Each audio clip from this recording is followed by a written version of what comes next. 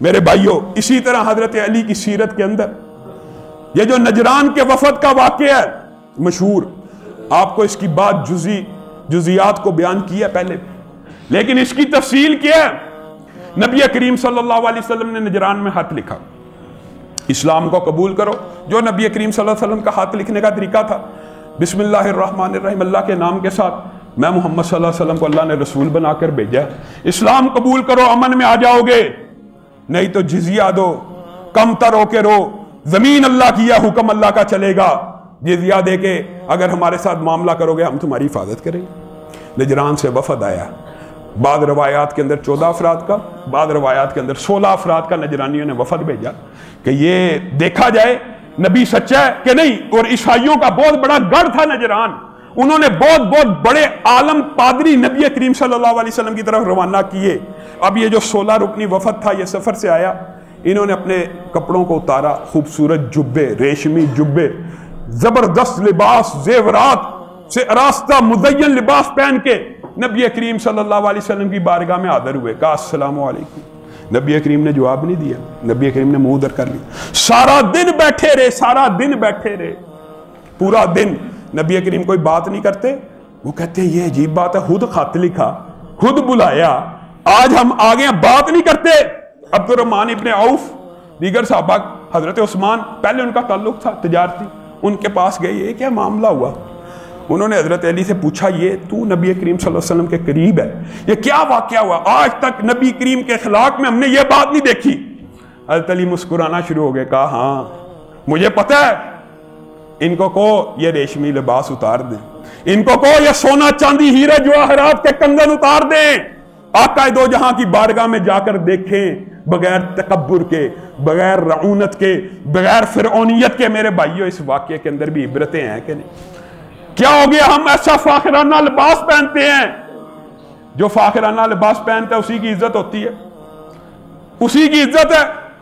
ایک مشہور واقعہ ہے، ایک حکایت بنی ہوئی ہے، بعض لوگوں نے امام احمد ابن حنبل اور حکایت سعدی سے اس کا حوالہ دیا۔ ایک بہت بڑے عالم تھے، وہ آئے، ان کی دعوت کی ہوئی تھی شہر کے رؤسا نے، وہ آئے، کسی نے ان کو اندر نہ گھسنے دیا، وہ عام لباس میں تھے، دھکے دیے، انہوں نے کہا میں وہ ہوں، انہوں نے کہا چل کہاں وہ کہاں وہ اور کہاں تو؟ وہ پھر بڑے خوبصورت لباس پہن کے آئے، ان کو آؤ بھگت پروٹوکول کے ساتھ اندر لے جایا گیا۔ اب جب کھانا کھانے کی باری آئی، وہ اپنے کپڑوں پہ سالن پھینکی جا رہے ہیں، اپنے کپڑوں پہ سالن پھینکی جا رہے۔ انہوں نے کہا یہ کیا کرتے ہو؟ کہتے ہیں عزت تو اسی کی ہے، میں تو پہلے بھی آیا تھا، مجھے تو اندر آنے نہیں دیا گیا، یہ کپڑے پہن کے آئے ہوں، مجھے اندر آنے دیا گیا، یہی کھانا کھائیں گے، میں نہیں کھاتا۔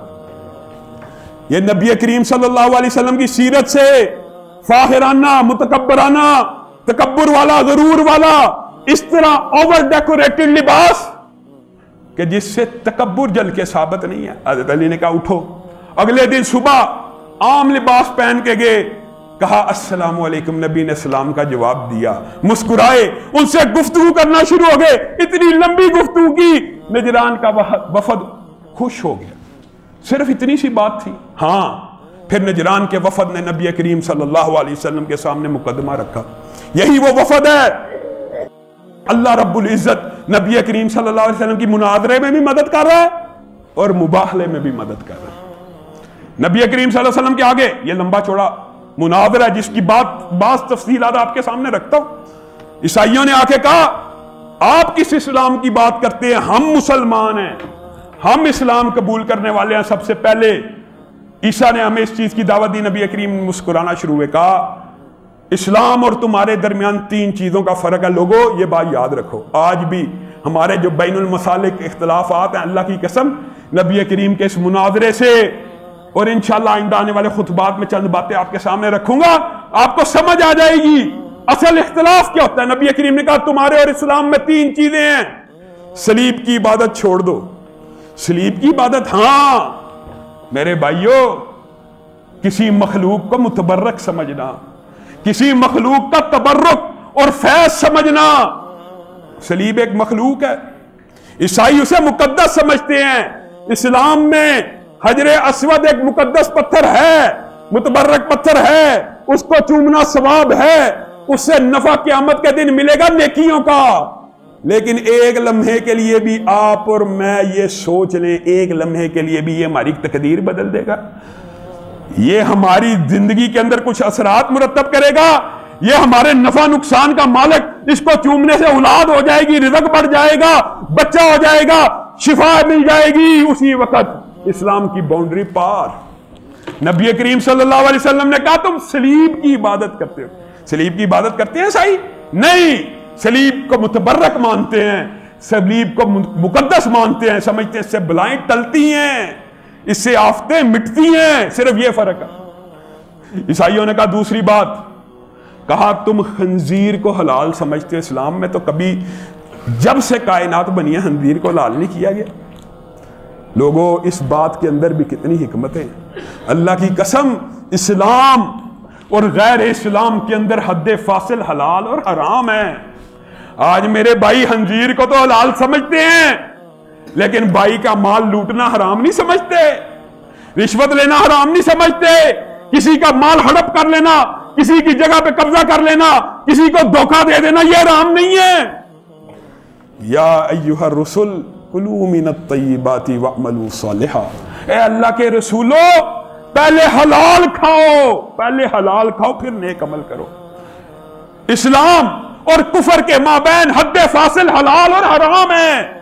یہ خنزیر کا مطلب یہ نہیں تھا عیسائیوں کے ساتھ کہ تم خنزیر کو حلال کہتے ہو اور خنزیر کھاتے ہو اور اسلام میں حرام ہے صرف خنزیر، نہیں، مطلب یہ تھا تمہارے اور ہمارے درمیان حلال و حرام کی تقسیم ہی فرق ہے۔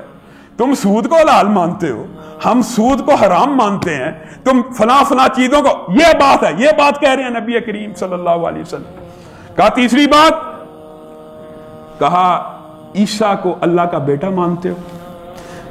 میرے بھائیوں آج ہمارے معاشرے کے اندر عیسیٰ کو اللہ کا بیٹا ماننا تو میں ذاتی طور پہ یہ سمجھتا ہوں یہ تو بہت بڑا گناہ۔ اللہ نے کہا ہے کہ یہ اتنی سخت بات ہے زمین و آسمان ایک ہو جائے، لیکن میں اور آپ جس معاشرے میں رہتے ہیں یہاں پہ انبیاء کو اللہ ہی مانا جاتا ہے، نور من نور اللہ، نبی کریم اللہ ہی کا نور کا حصہ ہے، یہ تو بیٹا مانتے تھے۔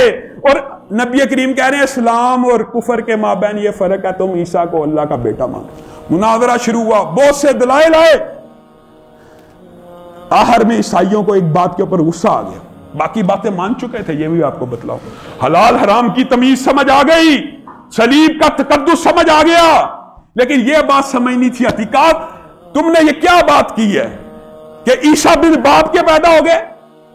نبی کریم نے کہا ہاں عیسیٰ بن باپ کے پیدا ہوئے ہیں، عیسیٰ بن باپ کے پیدا ہوئے ہیں، ہمارا عقیدہ ہے۔ یہ مناظرہ ہو رہا ہے عیسائیوں کے ساتھ، اور اللہ رب العزت اس مناظرے کی مدد کر رہا ہے، مناظرے میں بھی اللہ مدد کر رہا ہے۔ کیا مدد کر رہا ہے؟ کہا کوئی مثال دو، کبھی کوئی دنیا کے اندر بن باپ کے پیدا ہوا ہو؟ نبی کریم صلی اللہ علیہ وسلم مسکرانا شروع ہو گئے، آسمان سے وحی اتری، ان مثل عیسیٰ عند اللہ کمثل آدم خلقہ من تراب ثم قال له کن فیکون۔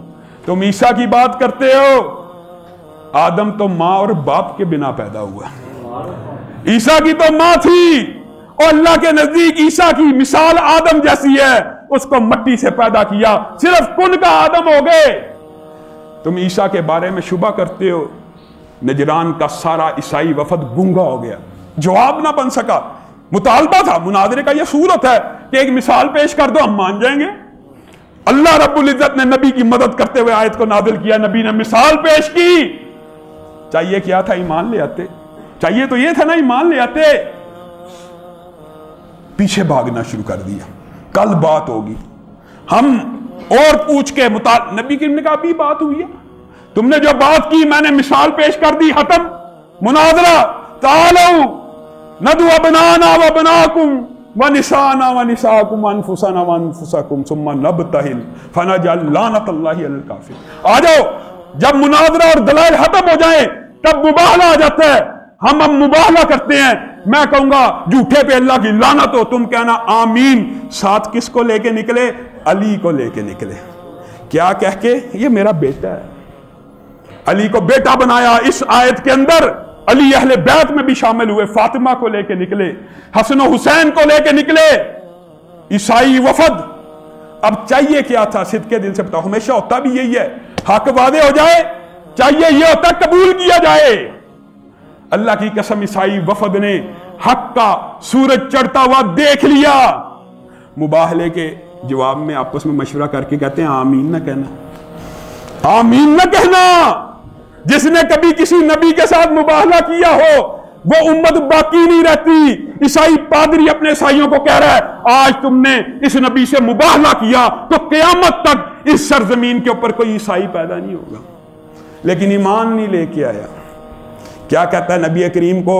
آپ نے خط میں 2 شرطیں لکھی تھی، ہم دوسری شرط کو قبول کرتے ہیں، انا للہ و انا۔ پہلی شرط یہ تھی اسلام قبول کرو، دوسری شرط یہ تھی جزیہ دو۔